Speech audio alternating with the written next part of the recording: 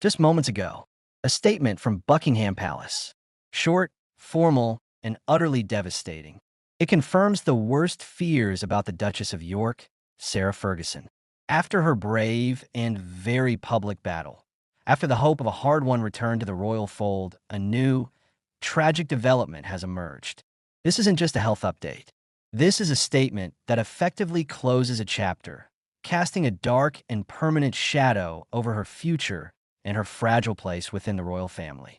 The news is tragic, and it has left everyone who has followed her story in a state of complete shock. Welcome to Royal Report 24/7, the channel that brings you the royal news with the compassion and urgency it deserves. If you care about the human stories behind the palace gates, you are in the right place. Before we reveal the heartbreaking details of this palace confirmation, you need to be part of our community. Subscribe to Royal Report 24/7 and hit that like button right now. Your support allows us to deliver these critical updates with the sensitivity they require. Share this video to spread awareness. Now, let's get to this tragic announcement. The palace communication was brief, but in its brevity, it conveyed a world of sorrow. It did not come from Fergie's personal team. It came from the official Buckingham Palace press office, signed off by the King's senior communications secretary. This detail is crucial. It elevates this from a personal health matter to an official royal crisis. The statement confirmed that following her treatment for malignant melanoma, subsequent tests have revealed devastating and irreversible complications. The specific medical terminology was carefully guarded, but the implication was starkly clear. The Duchess's condition is now considered terminal. The language used was the Duchess will now be receiving palliative care, focused on her comfort and quality of life, surrounded by her family. For anyone who has heard those words, they understand their devastating finality. This is no longer a battle that can be won. It is a battle for peace, for comfort, and for time. This confirmation is tragic on so many levels. First and foremost, for Sarah herself. This is a woman who has fought so publicly, with such admirable transparency. She documented her mastectomy and recovery with a smile, urging other women to get checked. She faced her skin cancer diagnosis with the same public courage. To now receive this ultimate blow, after believing she was on the road to recovery, is a cruel and heartbreaking turn of events. But the tragedy extends far beyond her personal suffering. It strikes at the very heart of her recent, hard-won redemption. After decades in the royal wilderness, branded as the Duchess of Pork and a financial and social liability, Fergie was finally being welcomed back. King Charles had included her in family Christmas at Sandringham. She was seen as a supportive, unifying figure for her daughters, Beatrice and Eugenie. She had found a strange, enduring partnership with her ex-husband, Prince Andrew. She was, against all odds, rehabilitating her name and her legacy.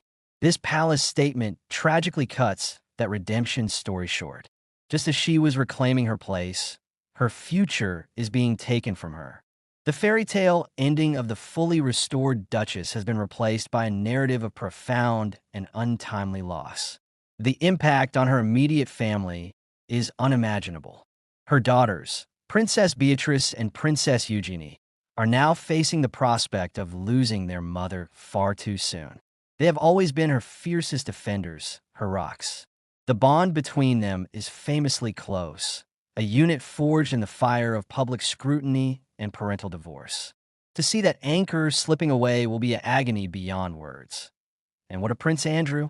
For all his faults and his own scandals, his loyalty to Sarah has been one of his most consistent traits.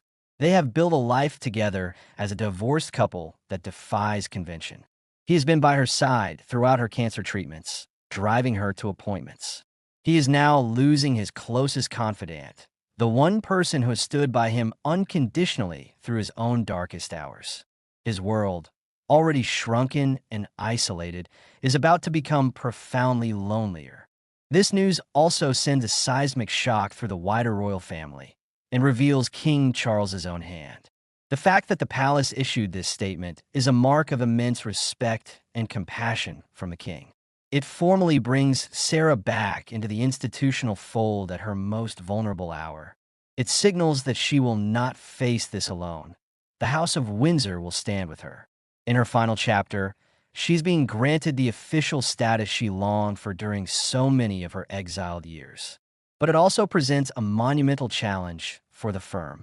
How does the monarchy publicly navigate the prolonged illness and eventual passing of such a complex, beloved, and high-profile figure? This will require a level of emotional transparency and public mourning that the institution has often struggled with. They will have to balance the public's desire to share in the grief with the family's need for privacy. Furthermore, this tragedy will inevitably cast a pall over the entire royal year. The narrative of King Charles's reign, already defined by his own cancer battle, is now intertwined with this family tragedy. The planned jubilees, garden parties, and state visits will now be set against this backdrop of a private, slow-burning grief. For the public, this is a heartbreaking end to a story we all thought we knew. Sarah Ferguson was a figure of ridicule, then of sympathy, then of admiration for her resilience.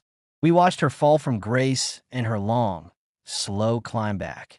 To see that journey in this way feels deeply, profoundly unfair. The public, who have followed her every high and low for nearly 4 decades, are mourning the woman they felt they knew. Her legacy, however, will be complex and powerful. She will be remembered as the royal who broke the mold, for better and for worse. She was unapologetically herself, loud, emotional, and sometimes reckless.